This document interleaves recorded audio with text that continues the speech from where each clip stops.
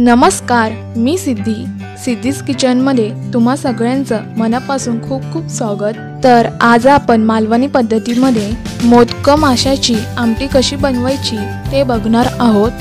तर चला मग सगळ्यात आधी आपण कढीसाठी वाटण बनवूया। त्यासाठी इथे मी एका मिक्सरच्या भांड्यामध्ये संकेश्वरी मिरची, लसूण, तिरफळे, धने, उभा पातळ कापलेला कांदा, टोमॅटो, खवलेलं ओलं खोबरं, हळद आणि थोडंसं पाणी घालूया। हे मिश्रण आता एकजीव करून घ्यायचं आहे। तर दुसरीकडे मोदक मच्छीला साफ करून घ्यायचं आहे। त्यानंतर गॅसवर कढई ठेवून फोडणीसाठी तेल गरम करून घेऊ। त्यानंतर थोड्या वेळाने बारीक चिरलेला कांदा टाकून कांदा लालसर होईपर्यंत परतून घेऊया। कांदा लालसर झाल्यावर त्यामध्ये आमटीसाठी केलेली चटणीचं मिश्रण घालायचं आणि त्यामध्ये थोडंसं पाणी घालायचं।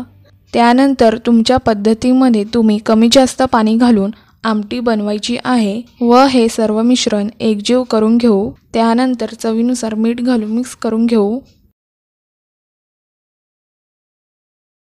आणि आता ह्यामध्ये साफ केलेले मासे घालून हलक्या हाताने ढवळून घेऊ।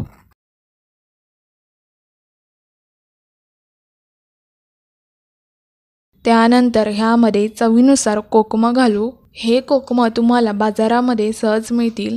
कोकम घातल्यानंतर आता आपण हे मिश्रण ढवळून घ्यायचंय। गॅस हाय फ्लेमवर ठेवून आमटीला उकळी येण्याची वाट पाहू। तर अशा पद्धतीने तुमची फिश करी तयार होईल। आता इथे आपण एका प्लेटमध्ये फिश करीला सर्व करून घेऊ। तर आजचा व्हिडिओ तुम्हाला कसा वाटला हे आम्हाला कमेंट करून नक्कीच कळवा आणि लाईक शेअर करा। तसेच जर तुम्ही आमच्या चॅनलवरती नवीन असाल तर आमच्या चॅनलला सबस्क्राईब करा। धन्यवाद।